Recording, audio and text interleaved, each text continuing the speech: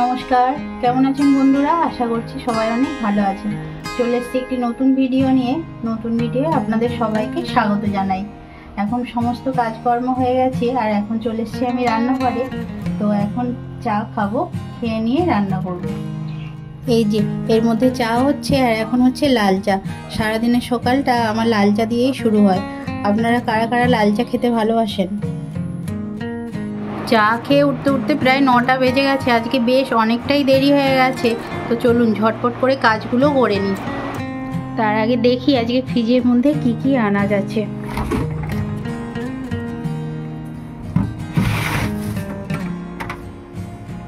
বাবা, পটল, বরবটি আর উচ্ছে আছে। দেখছি এইসব দিয়েই যা হোক কিছু একটা বানিয়ে নেব। তো কি করছি সেটা আপনাদের পরে জানাচ্ছি। পরিমাণ মতো আলু, পটল রান্নাঘরে নিয়ে চলে এসেছি। এই যে পটলগুলো দেখছেন, ভাবছি যে আজকে পটল দিয়ে আলু দিয়ে ঝোল করব আর নিম পাতা ভাজা করব। তো সবের আলুই একসাথে নিয়ে চলে এসেছি। আর এদিকে সাম্য দেখুন পড়াশোনা করছে, আর আমাকে দেখতে পেয়ে দেখুন কীরকম করছে। ওর বাবা পড়তে বসেছিল, বাবা উঠেছে মানেই তো ওর পড়ারও এখন দফা রফা। তো বাবা একটু টয়লেটে গেছে, আর সেই জন্য দেখুন ওরও এখন পড়া থেকে উঠে এদিক ওদিক দেখছে যে কে কী করছে। না, এবার ওর কাছ থেকে যাই, না হলে ওর কাছে থাকলে ও আরও বেশি বায়না করবে। তো এদিকে আমার সমস্ত কিছু কাটাকুটি হয়ে গেছে। এখানে আছে আলু, পটল, আর এই যে বড় বড় আলুগুলো দেখতে পাচ্ছেন, এই বড় আলুগুলো হবে সেদ্ধ ওই নিম পাতা দিয়ে মাখবার জন্য। রোজ সকালবেলা উঠে এই একটা চিন্তাই বেশি মাথায় ঘোরে যে আজকে কি রান্না করব, আজকে কি দিয়ে খাওয়া হবে।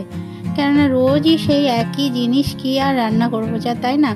আর আমাদের বাড়িতে বেশি যেহেতু সবজিটাই খায়, তাই এটা সেটা সবজি রান্না করতে হয়। তবে আজকে বেশ কম পরিমাণেই রান্না হচ্ছে, কেননা আজকে মা বললো যে আজকে আর বেশি রান্না করতে হবে না। কালকে সব নিমন্ত্রণ বাড়ি ছিল, সেখানে গিয়েছিল, সেই জন্য বললো যে আজকে যা হোক একটু রান্না করো, তাহলেই হবে। সেই জন্য ওই একটাই তরকারি, আর হবে নিম পাতা আলু ভাতে মাখা। তো সাম্য যেহেতু নিম পাতা এখনও খায় না, সেই জন্য ওকে আর জোর করে দিইও না, কারণ ওর বয়সটা তো বেশ অনেকটাই কম। আর এই বয়সে জোর করে নিম পাতা দিলে দেখি যে বমি টমি করে ফেলে। সেই জন্য কি করি যে ওর জন্য আলাদা করে একটু আলু ভাতে ভাবছি আজকে মেখে দেবো। ওর তাহলে আর কিছু চাই না, ওটা দিয়েই খাওয়া হয়ে যাবে। যেদিনকে বেশি বেলা হয়ে যায় সেই দিনকেই দেখি যে আবার রাজ্যের কাজ এসে জুড়ে যায়। তো আমাকে এই আলু পটলের তরকারি থেকে সয়াবিন দিয়ে আলু দিয়ে পটল দিয়ে তরকারি কিন্তু বেশ ভালো লাগে। কিন্তু আজকে যেহেতু খুব একটা বেশি হাতে সময় নেই, সয়াবিনটা ভিজতেও যেহেতু অনেকটা সময় লাগবে, সেই জন্য শুধু আলু পটলেরই তরকারি করে নিয়েছি। আর এখানে দিয়েছি তেজপাতা, শুকনো লঙ্কা, আর দিয়েছি একটু ছোট এলাচ আর দারচিনি ফোড়নের মধ্যে।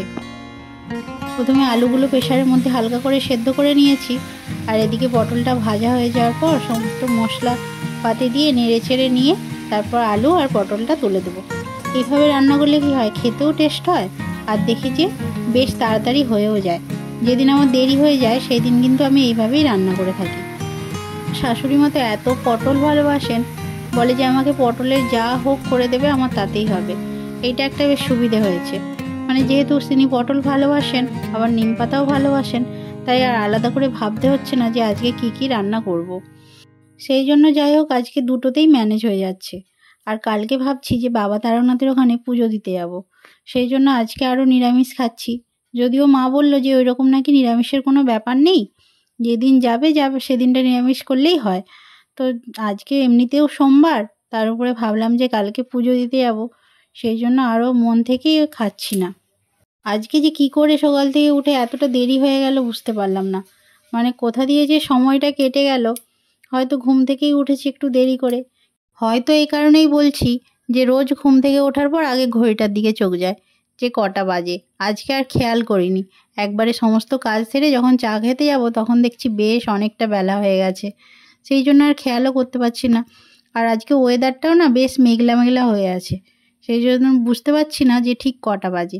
তো এখানে সাম্যর টিফিনের ব্যবস্থা করে নিচ্ছি। ওকে বললাম যে কী দিয়ে টিফিন নিয়ে যাবি, ও তো কিছুই বললো না, সেই জন্য ওকে এবার পেয়ারা দিচ্ছি। আসলে এই কদিন আগে তো জ্বর থেকে উঠেছে, মুখটা বেশ খারাপ, তাই পেয়ারা কেটে একটু বিন নুন ছড়িয়ে দিলে খেতেও ভালো লাগবে, আর তার সাথে মুখের স্বাদটাও ফিরে আসবে আস্তে আস্তে। এখানে আমার রান্নাবান্না প্রায় কমপ্লিটের পথে। এখন পাখার তলায় নিয়ে চলে এসেছি এই নিম পাতা আর আলুটাকে। না হলে এইমাত্র হলো তো, যা গরম আর মাখা যাবে না। আর ওদিকে সাম্যর জন্য 2 কুচো আলু তুলে রেখেছি, যাতে করে ওকে লঙ্কা দিয়ে এটা মেখে দিতে পারি। ওর পড়াশোনা হয়ে গেছে, স্নানও হয়ে গেছে, এখন বসেছে খেলতে। তো চলুন, সমস্ত কিছু কমপ্লিটের পর এবার খাওয়ার দাওয়ার থালায় বসে গেছি। সাম্য খেতে বসে গেছে, এবার আমরাও বসে যাব। ঘড়ির কাঁটায় এখন ঠিক 10টা 15 হয়ে গেছে। এরপর খাবো, রেডি হব, তারপর বেরোবো। আজকে নেহাত দেরিই হয়ে যাবে মনে হচ্ছে। যাই হোক, সমস্ত কিছু কমপ্লিট করে এখন দেখছি 11:15 মতো বাজে। তো আমিও রেডি হয়ে গেছি। যা ভয় করছিলাম তাই হয়েছে, বেশ অনেকটাই দেরি হয়ে গেছে। যাই হোক, এবার ঝটপট করে রেডি হয়ে গেছি যখন, চলে যাই, নাহলে এরপরে গেলে হয়তো আর স্কুলেই ঢুকতে দেবে না। যাই হোক, আজকের এই ব্লগটি এখানেই শেষ করছি। আবার দেখা হবে পরের একটি ব্লগে। ততদিন আপনারা সবাই সুস্থ থাকবেন, ভালো থাকবেন ও সচেতন থাকবেন। সেই সাথে নিজেদেরও খেয়াল রাখবেন। আর যদি আমার এই ব্লগটি ভালো লেগে থাকে তবে অবশ্যই সাবস্ক্রাইব করে দেবেন। নমস্কার।